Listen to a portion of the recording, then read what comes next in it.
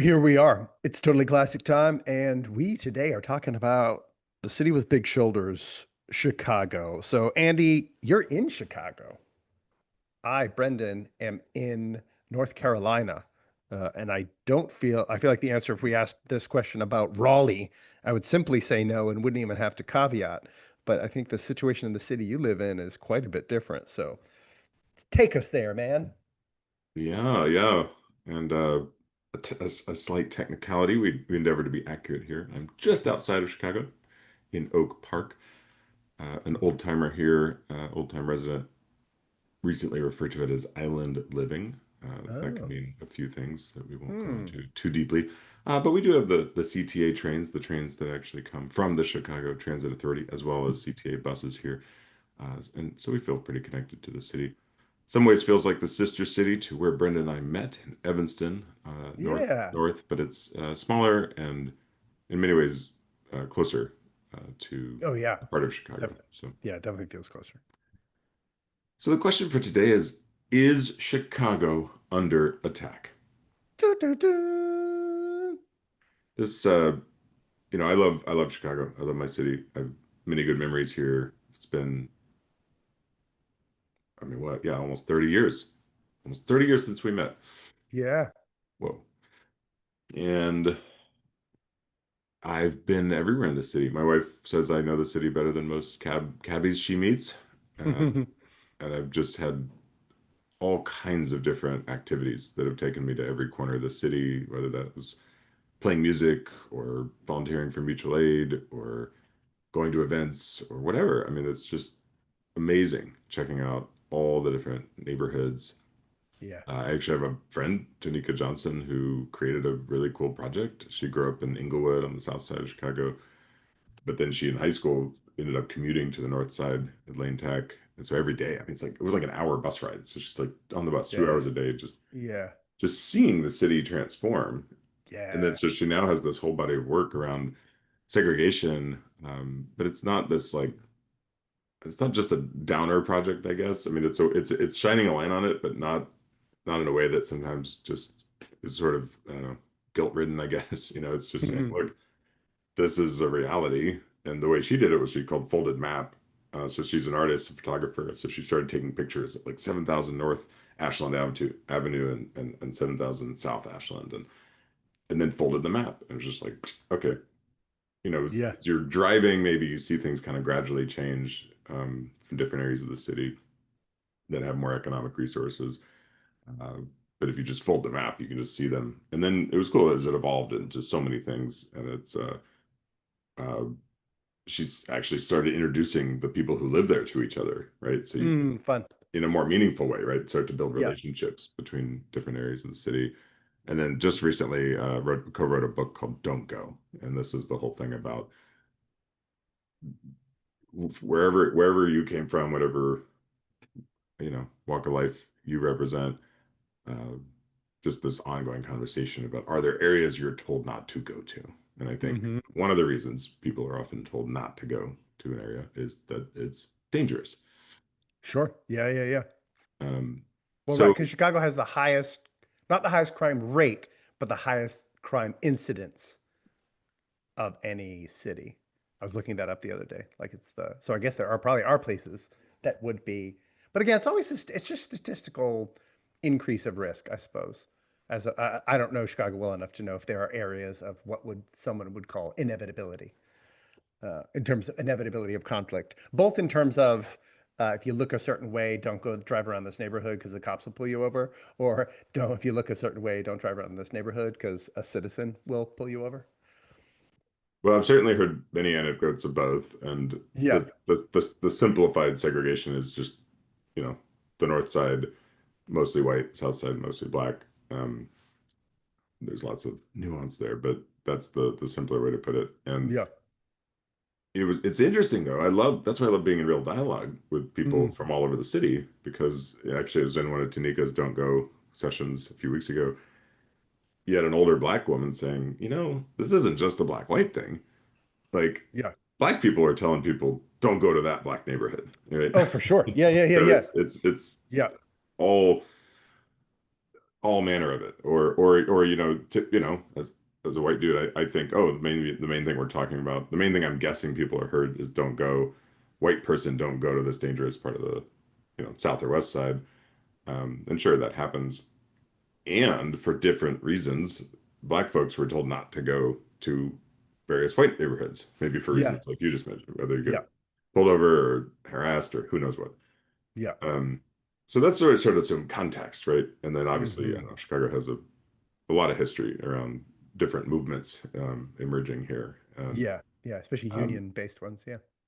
and then I looked that up too because I do get my back up a bit. Trump loves to pick on Chicago. Yeah. We make it easy in a sense, and we sort of pick some of those fights as a politically. But I Yeah. was Yeah. curious because I remembered seeing that a while ago that Chicago is not even in the top 10 for violent crimes in the U.S. Um, per capita. Per So I capita. think Yeah, that yeah. that's the In difference, terms right? of rate. Yeah, yeah, yeah, yeah. Yeah. It's like, well, which again, I don't know if you've seen this. This happens on the internet pretty much every day, where people are like, I mean, 60% of people on Snap are white. So it's majority white people that are, and everyone's like, well, sure, but or it's 40%, I don't know, whatever. They're the biggest group, but it's like, yeah, but that's the largest population by ethnic, racial. So you can do both. I mean, you know what I mean? They're both, I think they're both individually relevant, right? Because I wouldn't anticipate Chicago to have the no, most violent, like most crime incidents. You know what I mean? I would have New York City that or Detroited that, but Chicago's just so big and violent. So Yeah. but yeah, but rate, I think it's outside. It's been inside the top 10 for certain things I know. I think especially in 2021, it might have broken back in the top 10. So sorry, Chicago. That's gotta hurt, when you fall out of the top 10. You feel like you're not even ranked anymore, you know? You're like, Unless it's the Big Ten, in which case you can have like 30 and still call it the Big Ten. yes, exactly. Exactly. Second city again, man. Just can't seem to catch up. Yeah, 2021 was pretty remarkable in Chicago. I don't know. I should have double checked rate, but I just know that was like a peak violent year. Um, 2020 and 2021 specifically for y'all. But I think it's come Well, down. It's come down like 30 or 50% from that peak already. well, I don't have any objective evidence for this as usual, but my sense is Yeah. that, and I'm not even going to call it the pandemic, I'm going to say the lockdown created so much angst. Yeah. Oh yeah, it made a lot I of nonsense. just, you know, we've talked about this a lot, Yeah, and yeah, and how the lockdown turned out to not even be useful at all. Um, Actually beyond not useful, right? Actually detrimental. But yeah, in this way, yeah, we're all locked up. I noticed it in driving, and that's yeah. where I can't say I've seen lots of actual accidents, but the way people drive, holy crap! Mm-hmm. Like Yep. just you know, racing through, passing on the right, like cutting people off. I mean, it Yeah. just is like Yeah. civility has vanished, and Yeah. Intense. so I don't know if that's related. I also know people who are way deeper in this, working with youth, especially. Um, and I do know. I mean, here's a couple pieces of anecdotal evidence. When I am Yep. driving through like a south side or west side neighborhood, it's more common to see police cars. It's more common to see funeral Yeah. processions. Yeah. Uh, the I think every single person I know who's a parent who's lost a child Mm. is black, for what it's Mm. worth. Yeah. Some of them just straight up like gun violence in Chicago. Um, Yeah. Yeah. so that shit is real. Yeah. And um, the question today, though, Mm. emerged a little more specifically to Mm. what was happening for me anyway. What's happening with ICE Yeah. and Trump and immigration. Yeah. I guess Trump would call it enforcement. Um, Yeah. and here's we often sort of I'm the at least the foil, if not the progressive lens, or still participating in some ways. But here's an area where my feed is just chock full of citizen activists who are Yeah. resisting ICE, who are Yeah. reporting, uh, and I'm hearing stories where they're going into somebody's backyard and snatching the guy who's doing the landscaping, etc. I know lots of people have participated in protests. Yeah. If it was 5 years ago, I probably would have been there too. And there's a known, at least one known, right, well-known detention center. So people usually stage their protests there. Yeah, I've seen a bunch Uh, there. in other cases, I mean, this was weird, because I heard a story, but people's ring cameras are capturing various footage. Yeah. There was one story where a guy here, I think in Oak Park, is a lawyer. He was ICE, like, yanked him out of his car, and then I'm hearing the story, and he was following an ICE truck and Yes. honking his horn, and it was kind of like, oh, we shouldn't be yanking people out of their cars, but that seems to be one of the Yeah. ways that activists are moving through this, is to sound the alarm, right? I don't know, thousands, maybe tens of Yeah. thousands of Yeah. I've seen a whistles. lot of people bought whistles. Yeah. Yep. Yeah. Um, so I'm removed from it in a sense. We could call that privilege. We could call that I'm busy. We could call it lots of things. But today here, as usual on Totally Classic, uh, I, Andy Swindler, And I, Brendan McNamara. want to dig a little deeper and not just settle for the headlines, and explore what's going on and what, if anything, we might do about it, and maybe even just having a rigorous dialogue looking at more than one side is something to do about it. Yeah. And then you even said, well, which interpretation of that question are we going to go with? And we thought, Yeah. Yeah. well, you offered two additional interpretations, and Yeah. we thought maybe we could explore all of them, because we often run out of time even exploring one issue, so maybe we could pack we, three in. we totally do. This, I know, right? It demands something even more rapid from us. Yeah, when you sent the question, is Chicago under attack? I had a general assumption, just uh, based on knowing you and basing also on the algorithmic feed I've had from Chicago reporting, has been largely, probably 75% the stuff you're talking about in terms of citizen resistance to law enforcement. So then my immediate thought was like, oh, are we under attack? Essentially, the question is, are we under attack by the federal government? Is the framing, sort of broadly. Yes. Uh, and but I was like, well, but whoever sees this question before they click on the link, some people will be like, Chicago's been under attack for decades. That's why they called it Chirac.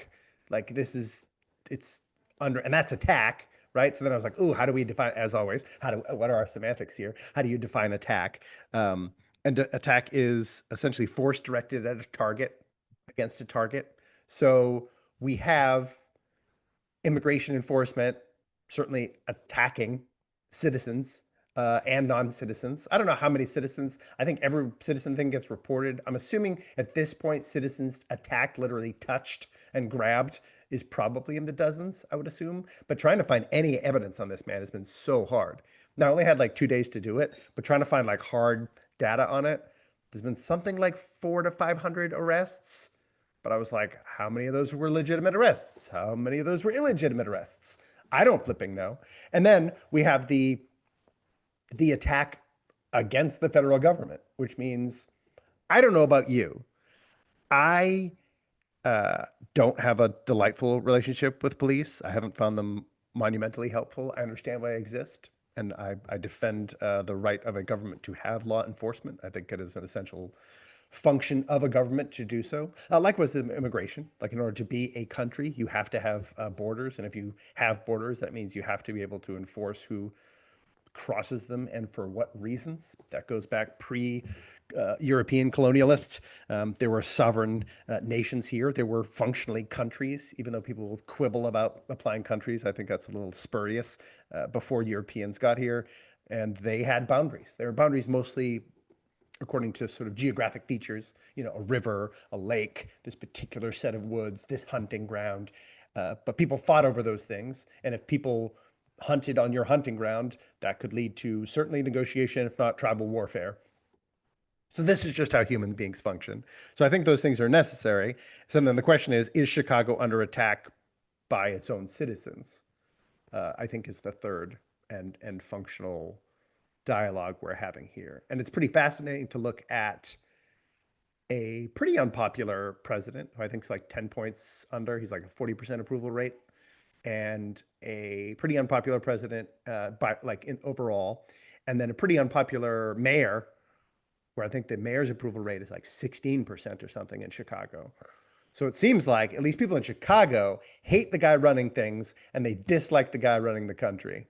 But they certainly hate the guy running things in Chicago way worse. So then I was like, this would be fascinating, like as a cross Chicago question, even.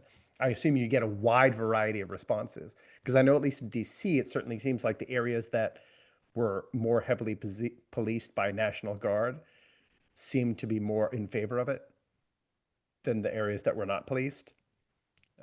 Meaning if you have a high crime, high death rate area, they're like, can we get some help over here? Like we feel abandoned. And I know Chicago specifically, and especially your mayor, Brandon Johnson. Brandon, every time I say it, it makes me cringe a little bit because I've been called Brandon most of my life and, only maybe correct people 20% of the time. But Brandon Johnson, I know, faced a lot of difficulty uh, getting elected, especially from Black constituents, at least the stuff I was seeing on algorithm and stuff that was being reported in the Tribune and the Sun Times, because they were like, oh, you're so progressive. That means you're the kind of mayor who's going to come in here, ignore Black people's problems in favor of taking care of immigrants. So that was even just like a local issue. So I'd be fascinated, like if you went all the way from South Side to North Side, like who, who's the quote unquote bad guy across that whole spread of the populace. I think it would already be pretty fascinating. But I would just say my pre-vote is in terms of like the broader sense, just like the broadest sense of is Chicago under attack? Literally, yes, it's under attack by all three categories. Yes. That's yes to all three, different degrees of proof that you can offer for each one. But is Chicago under attack? Meaning like dun, dun, dun, like Mars attacks? No, not at all. This is just yet another in the long line of TIFs. I actually have a question for you because I couldn't find an answer online. I couldn't find stats for this. So somewhere around 500 something arrests reportedly from an AP story. But then I was like, okay, what about back in 2013, which was like the peak year, the most number of people deported in our lifetime in a single year? I was like, how many people in Chicago were snatched up by ICE in that time period? And couldn't find any evidence. Wasn't reported on. So I think this is pretty this whole story has been fascinating as it's unfolded. Is the reporting on the numbers which are lower than 2013 has been overwhelmingly much more covered and covered much more negatively, despite in the Obama era, the deporter in chief, as he was known by his critics, and at the time that was leftist critics, deported more people than anyone else in our lifetime. And he also had a phenomenally antagonistic relationship to the press, considered by many to be like the most antagonistic to the press president that people had known about. Their wiretapping of like 30 AP journalists was trying to override sort of many general press protections. In a lot of ways, I think it's hilarious because Donald Trump made his name. I feel like sort of stepped into politics as like an anti-Obama guy, Mm-hmm. which is fascinating. And they're so similar. They're phenomenally similar in the stuff that they get up to. Like Obama drone bombing American citizens, and Trump is just being like, "Yeah, if you're shuttling drugs, we're gonna blow you up. You're just gonna die. You're gonna be dead." So he's just bombing people like in the ocean. And we're like, I don't know who those people are. So and the aggressive deportation and even ICE enforcement under both presidents. But I find it really fascinating. The thing I don't get is, do you remember that time period and like how was it this? Was it similar to this? Because I was not paying attention to any of this at that particular time. Well, I'm going back to my own Wayback Machine. Well, a couple quick Yes. things. I did not realize Brendan Johnson's approval was that low. A quick search says maybe 26, but even if we take the middle point of 20, Yeah. even the high point of 26, that ain't great. Um, Yeah, it's so pretty whatever it bad. is. it's low, Yeah. unquestionably. So that I'm going to look more into that. It's funny because you went to arrest, I went to detained, and Yeah. also pretty fuzzy numbers, right? But it's like Yeah. 1,500 to 3,000 detained Yeah. ish. That's a pretty big spread. Yeah. Uh, no, I don't really remember. Let's see, 2013. It was actually a really challenging time for my business, so I was probably super tangled up with that. I was probably sitting in front of a computer sweating my face off, Brendan. Yeah. Yeah. And politically, I think I know I had volunteered for Obama's, well, his senatorial campaign way back in Yeah. Yeah. 2004. So I'd say by then, at that point, I'm sure I was quite certainly still in the confirmation bias of like, hey, Obama's great. We're, Yeah. black president check. Um, I don't know, left, Democrat, progressive, whatever, check. Yeah. Um, so no, I don't think I was paying that close attention, and that doesn't surprise me at all, given our conversations. There would be a higher bias for reporting in a Trump administration. You know, Yeah. That's to me, that's what made me go like, I don't trust the on the ground reporting to be anything other than anecdotally accurate. Like I'm not saying people are AIing, that people are setting off freaking smoke bombs around trick-or-treaters. I have no problem believing that law enforcement has a high incompetency rate. Not surprising to me in general. That wouldn't be surprising that any field whatsoever has a high incompetency rate. Let me just say that contextually. So I have no idea. I have no doubt that they are doing it to some degree poorly somewhere. I do have to then, as a person being like, we have to practice empathy for people who are conscripted by lawful uh, by the federal government to lawfully remove anyone who's not supposed to be here for whatever reason. I don't like that they often, and Trump does this too often, will be like, and some of these people are murderers and or rapists, or you're like, sure. Again, per capita, bro. But what I don't trust is why is it such a big deal now, but it wasn't as big of a deal and it wasn't covered every bit of malfeasance when we could have been doing so in 2013. So it makes me feel like it's selective outrage again. This is like the No Kings thing, or how super excited people were to have, or just like didn't mind at all when their black neighbors were disproportionately segregated from all of municipal Chicago on the basis of vaccination. So it was like, I don't believe this is about caring about your neighbor. Like I just do not believe it. Because it can't functionally be that, because there's too many inconsistencies about when they didn't care. So my assumption is this is actually an issue with authority and whose authority. So let's say if I don't know the numbers, but let's just say during ICE grabbed in 2013, somewhere in that neighborhood, right? Maybe two or 300 people out of Chicago who were there illegally for whatever reason. Uh, I didn't see any irritation about that. No one developed an app to be able to follow them around. I don't know about you, y'all, but if I don't think of cops as very nice people. So in general, now I'm sure that plenty of them are. Whatever. I'm not. I'm just. This is just my general assumption because I don't like my interactions with them. But if I follow the cops around, honking, honking, honking, while they were trying to do their job, I could, I could just pretty much betcha I'm getting pulled out of my car. I'm getting pulled out of my car. I'm getting arrested. And I'm not opposed to insurrection, right? But I think what's going on in Chicago, what went on in LA, it's an insurrection. This is insurrection. This fulfills the technical definition by which I was like convinced, which I wasn't. I didn't. This is one of the episodes we started one way. I started one way, and by the end, I was like, no, January 6th was an insurrection because it was organized resistance or rejection of law, of a lawful federal practice using force. And that is absolutely happening in Chicago. And I'd actually say in Chicago, it's even more concretely about rejecting federal authority, period, than even January 6th was. That was literally like, stop the steal, stop counting. You're cheating. You're doing something wrong. So then there's really baked in that pre-assumption that no matter what you do, it's wrong.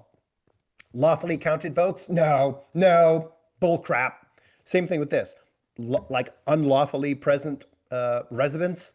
Ah, no, bull crap. Don't believe a thing you're saying.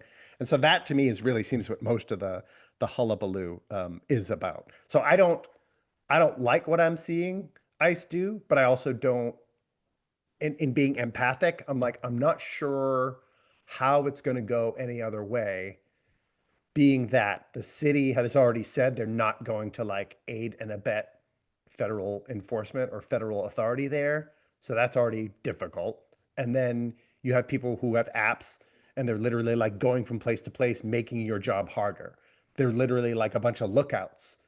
And lookouts usually get arrested too, at least in like drug raids and that sort of thing. Like if you hear someone being like whoop whoop and like everyone scatters, the whoop whoop dude is getting snatched up too. So if you're blowing whistles, I, I, I'm assuming that's illegal. Now, I don't think you should stop doing it just because it's illegal, but you do have to face the consequences. Just like if you wanted to, I don't think you need to smash a police officer in the face, but if you intimidated a police officer at outside the Capitol and you're like screaming in his face and doing anything that's impeding him from doing his job, you have to expect, well, all right. I mean, is it attacking then with that officer like gets out and stops you from stopping them? Like it seems like in some ways you're sort of compelling an attack to some degree. Now, I prefer if people are using words that you just use words. If they use sounds, you use sounds. I think escalating it into putting your hands on people is a problem. Um, but that to me is the like this is a quagmire question. This is like a so my immediate thing is like, no, it's not under attack, but it is under attack, meaning, and I sort of framed it. Let me just reference my notes. I would say the most provable attack on Chicago is if you look at crime data, because we can prove that. That's actual attack, illegal, intended to cause harm, no defensible cause whatsoever to like rob someone, kidnap someone, rape someone, murder someone. Self-defense you can have, sure. You can throw that in there statistically. If you want the most philosophically loaded, you can look at federal overreach, meaning like, are we under assault by our own government? We certainly are, but we were under similar assault in 2013, and we were under way more intense violation of due process and civil rights in 2020 and 2021, and people weren't blowing whistles. People weren't blowing whistles outside of places that wouldn't let people in just because they weren't vaccinated for a virus with a 0.017 like overall, or 0.17, I guess, overall IFR. Pretty low, pretty low risk. So like, don't go there. Don't go to that neighborhood. Don't go to that. There's too much COVID there. Really? COVID? COVID's your concern? Not a firearm? That doesn't make a lick of sense. So that's insane. And then if you wanted a more the legally pure, like the most legally provable attack, the protester obstruction of federal officers like committing insurrection is what absolutely. I mean, that's probably the strongest like legal case that ICE, that federal enforcement is under attack. But again, I'm not opposed to insurrection. I think a government should be afraid of its people. So again, I'm not condemning those doing it in any de facto sense, but it is an attack. All right. Well, let me vote. Yeah. Chicago under attack. My gut check here is yes. Uh-huh. And I'll go into some of the breaking apart the three sections here. Yeah. Trying something new today. We've talked, in fact, our last several episodes were about AI. Go figure. Um, that's what all the cool kids are talking about. So I thought I'd just ask Claude with no context whatsoever, is Yeah. Chicago under attack? And Claude said, no, Chicago Okay. is not under attack. So there you have it. If this was a podcast with Claude, it'd be very short.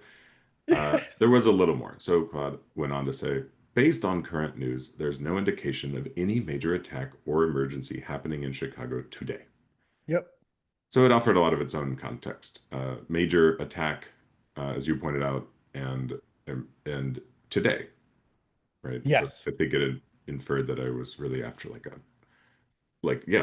the aliens invading today, basically. Yeah, I think that's fair. One thing that, as you were just talking, I'm curious about insurrection versus attack, Yeah. because I mean, progressives, I think, will continue to bring up January 6th till the end of time. I mean, that's just It seems like it, which is helpful though, because then it gives us our baseline of like, it wasn't even prosecuted as insurrection. So it's just based on the fact that it fulfills the three sort of standards, which is organized use of force and resistance or opposition, some sort of blockage to federal law So or state so government being conducted. so it's the use of force I'm curious about because that was basically I don't know if it was breaking and entering, but it was certainly entering at Certainly, en yeah, masse. unlawful entry. I don't, yeah, well, it's weird. That was a weird one because some people smash in windows, and then other people just had the door open for them. So Yeah. I don't know. So, It's a mix. That was a but there mixed was bag. some actual destruction of property and Yes. trespassing and whatnot, where Yeah. I don't I have not heard any stories about what's happening here. There's lots of I mean the No Kings thing I think was very much connected to ICE. I mean that's what a lot of the signs were about. Uh, Mhm. the people gathering outside the detention centers I think are doing it Yes. fully. There's vigils. There's um I haven't heard actually a single story. Even the guy following an ICE, you know, truck and uh getting pulled out of his car, I mean, he wasn't doing anything violent. He was doing something really annoying on purpose. Yeah. Yeah. Yeah. So Yeah. that's one distinction I'm noticing between this, let's just say, comparing what's happening now at large to January 6th, whereas it seems like the resistance here being staged by Chicago citizens is not violent. Yeah, a federal grand jury indicted Kat Abu Ghazaleh and five others for physically hindering and impeding federal agents, forcing the vehicle. So that this is indictment alleging they conspired to prevent by force, intimidation, and threat a federal law officer from carrying out his duties. I guess that was it. So they're indicted. That doesn't that does describe literal actions of physical force. Okay. Um, and yeah, the question is how many people have been like injured, hurt, that sort of thing. I don't know. Or even destruction of property, I don't know. Yes. Um, Yeah, yeah, yeah. so noticing that, I think one of the it's like I don't think we'll know at the end of this episode, like what is the difference between today Sure. and 2013. But to your point, if there's no reporting, like there's not much to go on. Uh, Yeah. but a few things have changed, right? We have way more technology now in terms of smartphones, in terms of cameras, Yes. ring cameras, Yeah. doorbells, so there's all that. Obviously the shift in political bias, um, and just assumption, I guess. I don't know. Yeah. A lot Yeah. of these things about Obama, I'm kind of like, oh, really? Geez, I didn't know that. And and then I mean, my greatest curiosity again. So in Oak Park, this cozy community, nestled up to the big city, Mm. certainly has had like, I mean, I don't think anywhere is spared of violence. Yeah. My question is, that's what's different for me is I'm hearing people shocked that ICE is like going into their backyard here in Oak Park Yeah. and grabbing people. And so Yeah.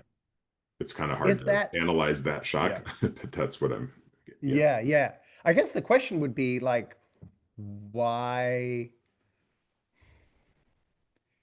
is that shocking? Because for us, it's not shocking generationally because we grew up on the television show Cops. So other than coming like inside your house, I don't know how property stuff works. I don't like that once you own property that the government, state or federal, can just come onto it. They can't come into dwellings without certain probable cause or blah blah blah. There's sort of rules, but they still can just violate the sovereignty of your space pretty readily.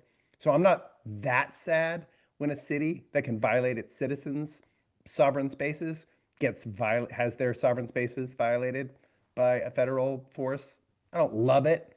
Some things I hate about it even, but I'm not going to be like, oh no, poor Chicago, because Chicago does that to people as well. Chicago PD.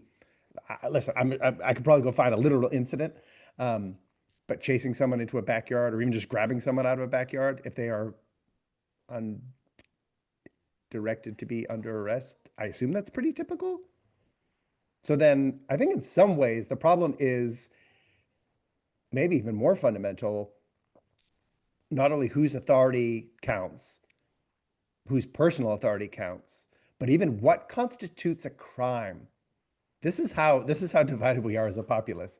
That is it doing something unlawful, maybe civil law breaking. It depends if you've done it multiple times, then it becomes an actual criminal statute in terms of like crossing the border multiple times or whatnot. But overstaying a visa is just a civil offense. So you've broken a law, statute at least, whatever, but I feel like that's maybe quibbling even for me over much in semantics. So then if that person was guilty, let's say, then who cares where they grab them? And why is that confusing? And why just a few years ago, when people couldn't go inside places, did you not care about that? Like, I don't, that's to me, the segregation of Chicago and then somehow being really mad about people who had done nothing wrong, who'd violated no civil statute, no law, broken no law, offered no disregard for sovereignty of borders, done nothing but express the sovereignty of their own bodies in not wanting to take medicine or not take medicine. And then that was totally fine for them to just be kind of declared verboten citizens without rights that everyone else has anymore. But then people who have broken previously known legal statutes are like, what are you doing? What are you doing to go and grab them? And I want to know how many people who are mad about people coming into people's backyards were mad when people were having parties in their backyard in 2020 at all, if they had neighbors over it. And if they did, if Yep. they liked one and then they don't like the other, then I think they should probably not talk about this at all because that doesn't seem You're advocating commensurate. for Yeah. Then it basically backyard says, consistency. yeah, you have to, right? Where you're just like, because then it's just like, well, no, I'm afraid of whatever my people tell me to be afraid of. So then you're just doing the same thing that like the most hardcore, everything Trump says is true people like, well, he says immigrants are a serious problem. They're a serious problem. They're criminals. We're going to die, right? So you can't, It was a little more Nixon-y, but yeah. yeah, you can't switch, right? You can't like, unless that's the whole point is to, and this may be to literally like break all definitions so no one can talk to each other anymore. Like the whole point of this might be to create the Tower of Babel effect so that nobody, and they're just like, no, there's no such thing as, and then this is the crazy thing. If people can come in past the sovereign borders of a country, and you're like, that's fine, people can kind of go where they want. Maybe that's your premise. Nobody's illegal anywhere. We're on stolen land. Then those boundaries don't really exist functionally, is what you're arguing. Then the boundary of a house, the boundary of a backyard doesn't exist.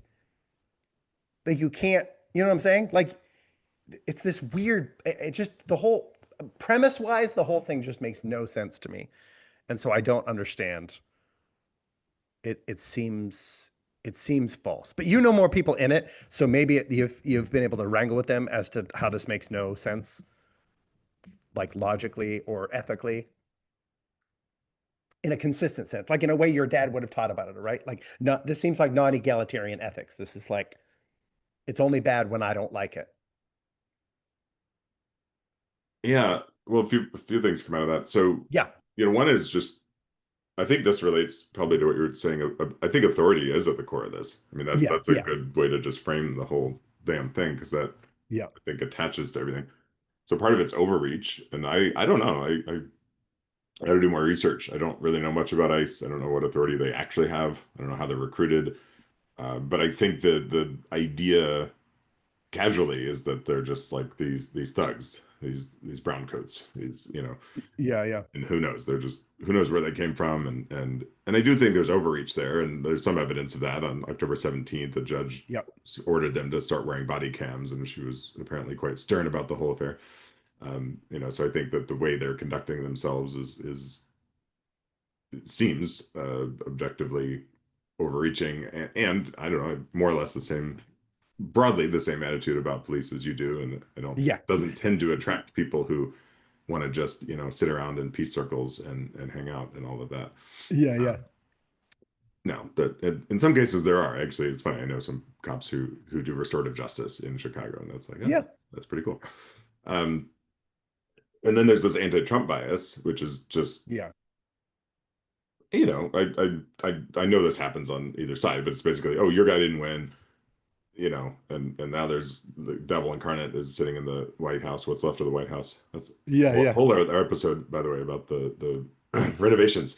yeah, Um, yeah, and you know, okay, so I think the logic goes something like, well, we didn't like this guy, we don't like this guy, he's a fascist, he's tearing down everything, he's, you know, with yeah. no regard whatsoever to how that compares to history, as you're pointing out, Sure. you know, in the history of our guys winning, right? Ergo, we can resist whatever we want. Now we can start to pick and choose. Yeah, Um, you know, and I mean that always happens, you know, to some yeah, degree. That's natural, and that's eventually that's in some ways that's how laws change, and not all laws are just by any stretch. sure. Um, but I think that's part of the justification. It's Yeah, just, that makes sense. you know, Why aren't um, there apps like assault and attack has been happening in Chicago pretty extensively, just in terms of volume? Why did no one come up with any apps for that? And why didn't people hand out whistles for that? Then when you see people that you know are known gangbangers, uh, people who have bodies on them, drive around your neighborhood, why weren't there whistles? Why weren't there apps to track those people? Like that seems to me, as you start looking at like actual attacks, right? Like carjackings, rapes, etc. And often, and I've you've probably tracked this more than I have, but as is the case in a lot of cities, people are like, oh my gosh, it's all these people committing violence, right? And do big cohorts. It right. actually tends to be pretty small groups of people.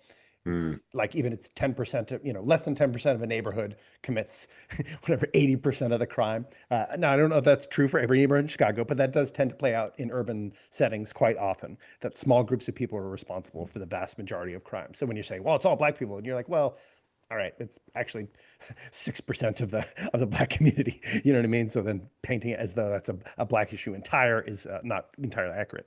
I tend to look at the rednecks. It's the rednecks. It's the rednecks on the force. It's the rednecks in the ice. And I like rednecks, but you know what I mean by that. Or the black rednecks who are gangbangers. It's just the redneck element of any community.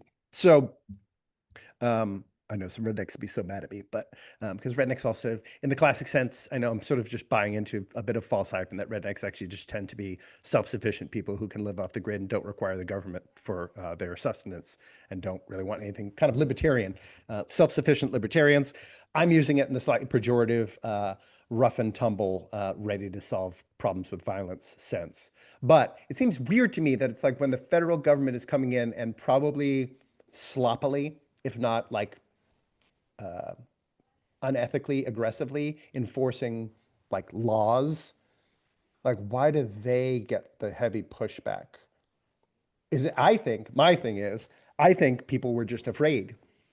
And that shows me who people really think is the attacker. And that they think, well, the cops aren't gonna, ICE can't shoot me. I didn't do anything wrong. What if you did that in whatever crummy neighborhood has a high crime rate that like whatever, a 7-year-old black woman would be like, just don't go over there, sweetie. Like I don't even go over there anymore. I walk a mile and a half to go to the grocery store, just not walk through that neighborhood. Whatever. Every city has neighborhoods like that. This is how class and culture plays out. But that to me is fast. Like why? And now, cool. The cool thing is maybe now this is all organized. People will go do that. So I'm not saying they'll never do that, but yeah. it seems unusual to me that it's like this the thing you're pissed about. It seems like people are pissed about whatever they're told to be pissed about. Seen the same thing in 2020 with like policing of your neighbors, and your neighbors shouldn't have the freedom to like get together or walk around with their faces out.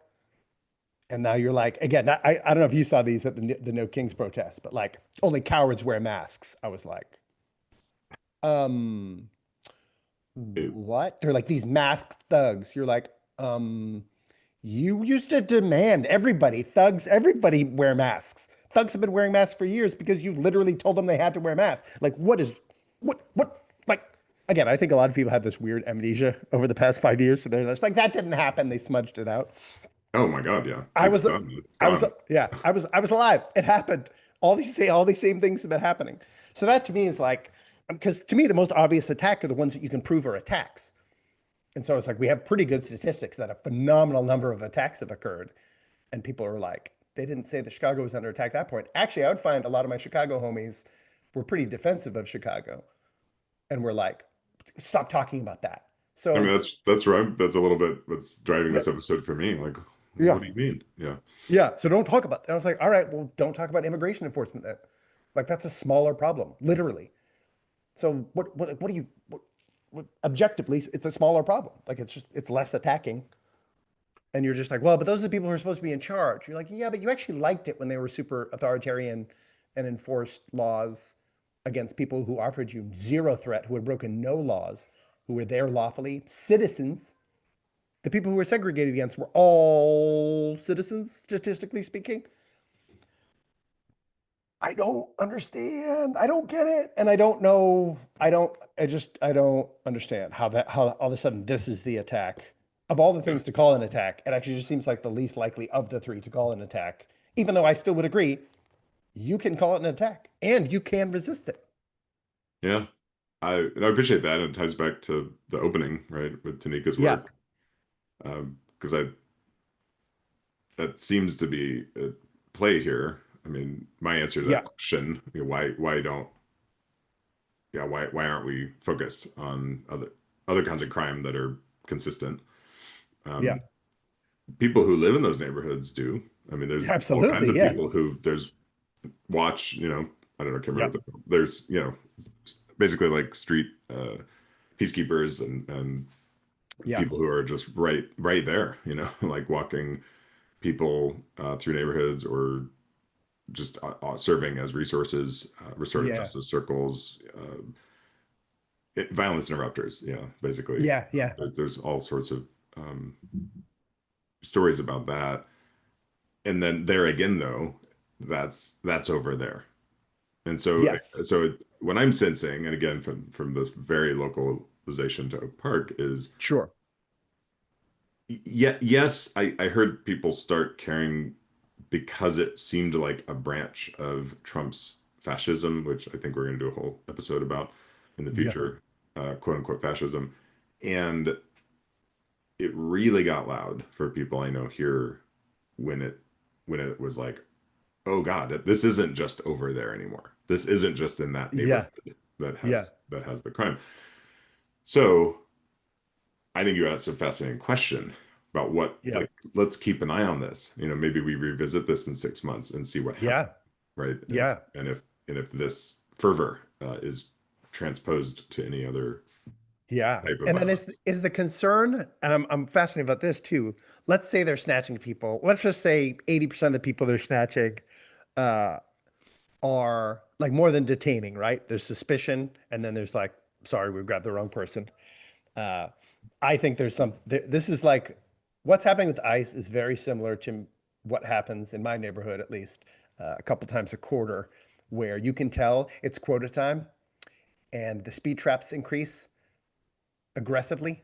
Yeah, Actually, I got yeah, pulled over right. for my first speeding ticket, and I couldn't even tell you how many years, just a couple weeks ago.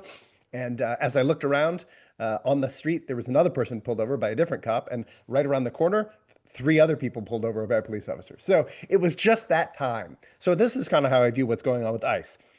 They got the new quotas on the books and they just got to go crank it out. And so it's going to be sloppier than ever because they're just whatever, as many people as you can grab. And then hopefully we're pulling our percentage of people who we grabbed accurately. So then my question is like when this is coming, enforcement, this is coming to your neighborhood, doesn't that evidence crime in your neighborhood you just didn't know about? So then why is your first instinct of resistance to the enforcement, not the crime? Like, wouldn't that be Well, and I think that's you can do both, but the perception is those false positives. I mean, at the very extreme end, it would be like yeah, these are all completely innocent people, yeah, yeah, just trying to live their lives, and by yeah, the way, they do a lot of the work we don't want to do, and all those kind of narratives. Some of that's true, I'm sure. I have no idea, like really, yeah. Oh, I don't either. how Yeah, none of us really know. Like to your point, like what the arrest records are, what the detention records are, who's being detained, why.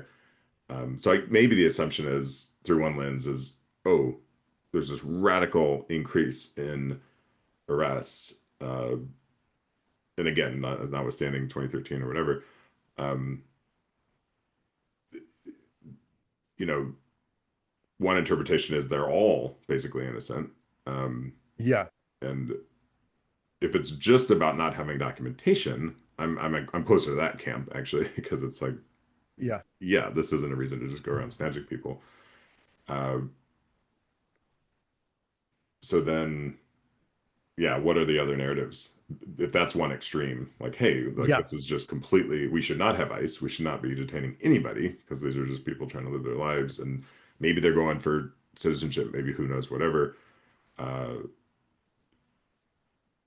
what are the other narratives that fall under that? Yeah. And then is Chicago a sanctuary city? Like, have they designated themselves such? I know some cities say that like right out loud. Yeah, It, they are. They are yeah, officially a sanctuary city, has yeah. been for decades. So they essentially have said, hey, if you broke the law somewhere, like you can come here. We're not gonna get you. So in some ways, let's be like you were saying, some of it's provocative. Again, part of it is you are playing, Chicago has played political chess on purpose, intentionally, in order to provoke the sort of like Ron DeSantis style, which I still think is hilarious, where 40,000, 60,000 people from, or this was Greg Abbott, I guess, shipped immigrants up from Texas who are awaiting processing. It was like, cool. Oh, you're a sanctuary city? Cool. We're sending everyone to your sanctuary. If it's real, and then that super came back to bite Brandon Johnson in the Buttonski because people were like, "Well, we don't like what you're doing because you're not like you're just basically all, now our resources that would be going to SNAP style benefits for citizens is now going to people who broke the law to even come here. Like, why are they even here?" Again, I see that hue and cry in my algorithm also, and I've seen it for the past year or so before this whole like ICE increase stepped up the quotas of Chicagoans being pissed, man, about how much money is going to people who are now in this sanctuary city because you said you were a sanctuary. You can't be mad if you're a shelter and people send people to your shelter. And then now, because you said you're a sanctuary city, when people are like, you know what, we're done. We can't sanctuary anymore. I mean, listen, during Biden era, there was a phenomenal, like the numbers of people that came in were pretty outrageous. They were like amongst the highest ever. And again, I think legal immigration should be liberal. I'm less antagonistic to H-1Bs than some of the modern set. Um, there's abuse of it certainly, but I'm like let's find as many ways for people to be here legally as possible. If you do break the law to get here, and the city says come over here, you people who did it illegally, where else would you look? That's literally like being like Chicago is like the deep dish capital. So if you're gonna eat deep dish pizza, where do you go? You go to Detroit or you go to Chicago. You go where they say the great, all the great deep dishes. You say where all the illegal immigrants are. And if you did it openly, then you basically gamed the system to do this. Like you wanted this to happen. That's why you did it. Because then you can get the good footage. This is just like they're just playing political games. So that to me, I was like, most of the anger about this is less about people and it's more about like winning the political game, as near as I can tell. And I'm not saying that's any different for, I think the aggressive enforcement is also about winning the game. It's going, look, see, we're taking it seriously. See all the images? And then look at all these wild people. Like the state won't listen to us to do lawful enforcement of our borders. I was like, Yeah. I don't, I was like, I Chicago's don't, resisting, Illinois is resisting. Yeah. yeah. So then I was like, if you're resisting, okay, well, if you said it so loud and so proud, then it would be impractical not to go there. That's where the deep dish is. So I think to me, that's the weird thing is like, and I would say a lot of the people who are like, what is going on, are proud that Chicago is a sanctuary city. Are like, damn right we are. Okay, then. Like, you can't, like, this is a weird thing of like expecting, I don't know. So I don't even know what the anticipation would be. Like, if you say that's what you're going to do and you're proud of it, the reason you're proud of it is because you're actively resisting lawful force. Cool. Cool. I'm not completely opposed to that. But you can't be surprised or just be like horrified when that bites you in the ass because that's why you did it. The whole reason you felt good about it is because you were doing a dangerous thing. And now the danger has revealed itself. And so, I mean, good. That means you really are making a genuine sacrifice where you're going to have to live in less safety because of the choices you've made. I mean, it's remarkable. Like it's now become common. I actually do take a lot of pictures. This could be a whole photo project of I the bet. signs that are in businesses' windows because Yeah. they sort of they tell you like what era you're in, whether it's Mm. the COVID masks or the Yeah, yeah, and yeah. now it's like how to spot a proper warrant, Yeah, knowing your rights, or if you're yeah, in a business and all this kind of stuff. yeah. Well, Which I know is, we and gotta. it's, yeah, it's fascinating too. Like, what's the ethics of that though, from your, being raised in the ethics household? What is the ethics of sanctuary for someone who's broken the law? That's a fascinating thing, right? You've got all these different obligations. You've got human obligations to your community. You've got obligations to yourself, obligations to the person, obligations to your nation, obligations to whatever transcendent or metaphysical source dictates that which is moral. So then, like, is it, Yeah, can you be being a sanctuary for someone who's being unjustly persecuted? But that means just is involved or justice is involved. But if someone's, let's say, let's make it a cleaner crime. If someone like kidnapped and sexually assaulted someone, and then they like ran to you because they knew you were like someone who was a sanctuary place, or even a church. Churches have had to deal with this since time immemorial. that's If you run immediately in what for, came to me. Yeah. yeah, if you run in for shelter though, but it's like, what? No, they've committed a crime. Like they literally broke the contract, and that's not. And we don't do this. Yeah. Then you go, what are the ethics of that? Like, is that appropriate for you to go? Okay, yeah, run inside this pizza place, and we'll protect you like no matter what, whether you did it or not. We're not even going to ask, really. That's not kind of, we're not in the business of that. We're just here to stop anyone from enforcing any law that might be wrong, which would be all laws. That's why you can just apply it to all laws. It's not really moving apples or oranges, because the premise is, I don't know whether you're guilty or not, and I don't care. Hmm. Well, again, that part of it's sweet, right? You're my brother, you're my sister. I'm not letting anybody grab you. Well, that's perhaps a perfect place to end because I Yeah. think that's ostensibly that's the attitude. Um, and there's a lot of other stuff floating around as we have discussed. A lot of particles in the So air, man. sounds like we both believe that Chicago is under attack in various ways. Claude does not. Maybe I'll take this back and get a little more analysis. Yeah, Uh, help me out, AI. Help us Come humans on. figure this out. Well, at least so far, AI is not replacing Totally Classic, so you will keep hearing from us. Thanks for listening. Thank you so much. Love you, man. Love you.